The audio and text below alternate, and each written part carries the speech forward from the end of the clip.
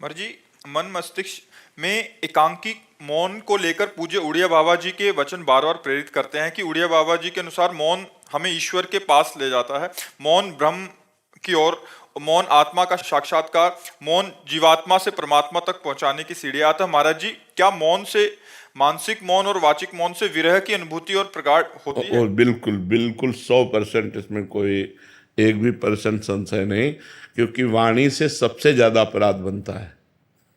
हंसी मजाक, झूठ बोलना, कई तरह की ऐसी बातें होती हैं जो हमारे वाणी से अपराध बन जाते हैं, और वाणी का बहुत बड़ा प्रभाव पड़ता है। अब जैसे हम वाणी से मौन हैं तो वो धीरे धीरे मन पर भी प्रभाव पड़ने लगता है। आप देखो कुछ दिन मौन, जैसे आप हैं तो बोलने की जैसे तो एक उदासी छा जाएगी।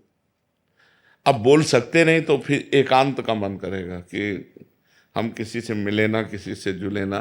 पर जैसे जिसका व्यापार है या नौकरी है या अन्य साधनों में रत है और साधनरत है, तो मतलब विचार मौन रहना चाहिए। विचार मौन ज़्यादा उत्तम है। विचार मौन का मतलब है, जैसे आप हमसे कोई बात पूछ रहे हैं, अब हम बार बार अब पूरी मनोशक्ति लग रही हो, आप समझ नहीं पा रहे, हम समझाना चाह रहे, तो हमारे अंदर चिड़चिड़ापन आ जाएगा। अगर अत्यंत आवश्यक है तो हम बोल देते हैं, और अत्यंत आवश्यक नहीं है तो हम उत्तर नहीं देते। इसे विचार मौन कहते हैं। जो बोलेंगे सत्य बोलेंगे, मृदु बोलेंगे, हितकर बोलेंगे, नहीं तो मौन रहेंगे। साधक जो गृहस्थी में है उसे जड़ मौन ना लेकर विचार मौन उत्तम रहेगा, क्योंकि परिवार है, गृह कार्य है। अच्छा, संत वेश में क्या है कि अब हम आज से नहीं बोलना चाहते, तुम्हारे ऊपर किसी का अधिकार नहीं, आप हमें नहीं बुलवा सकते। लेकिन गृहस्थी में बहुत सी ऐसी बातें हैं जिनमें आपको बोलना ही पड़ेगा, तो उसमें विचार मौन ज़्यादा उत्तम है, जड़ मौन ठीक नहीं है। तो विचार मौन के द्वारा भी वही गति प्राप्ति की जा सकती है। वाणी का सद्व्यवहार परमार्थ को पुष्ट करता है, या वाणी का मौन, दोनों पुष्ट करते हैं। तो हम सद्वाक्य बोल करके, सद्व्यवहार करके अपने मन को निसंकल्प बनाएं, अपने मन को मौन की तरफ ले जाए। मन का संकल्प रहित हो जाना ही सच्चा मौन है। तो इसके लिए वाणी का मौन सहयोगी है, पक्का सहयोगी, क्योंकि अपने लोगों ने इसका आश्रय लिया है, इसका सहारा लिया है, आज भी है। शाम टाइम हमको, इस समय तो हमारा ये सेवा रहती है, इसके बाद फिर हम कोशिश करते हैं कि हमें मौन ही रहना पड़े।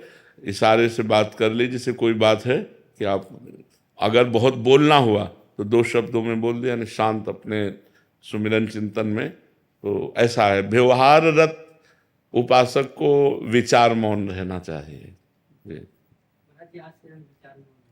हाँ, सबको चाहिए। हम व्यर्थ में क्यों बोलें, हम क्यों गाली गुप्ता करें, अपनी जवान गंदी करें, झूठ बोलें, व्यर्थ में क्यों बोलें।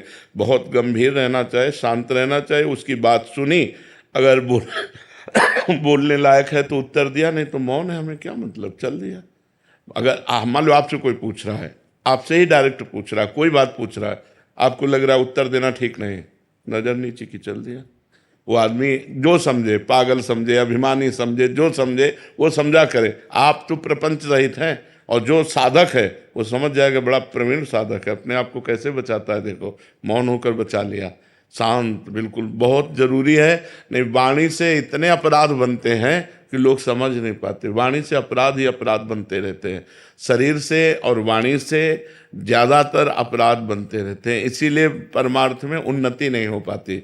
अगर शरीर और वाणी निष्पाप हो जाए तो मन बहुत जल्दी भगवान में लग जाए।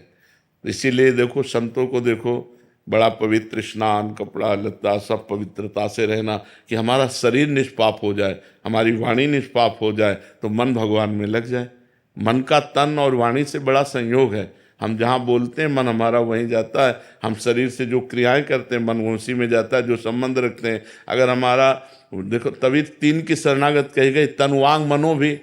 शरीर, मन और वाणी, वांग, तनु वांग मनो भी, 3 का बहुत बड़ा योग है साधना में। तो हम शरीर को पवित्र रखें, वाणी को कम बोलने का अभ्यास रखें, दूसरे को ज़्यादा बोलने दें, अपने बहुत सोच समझ के उत्तर दें और भगवान का नाम स्मरण करें।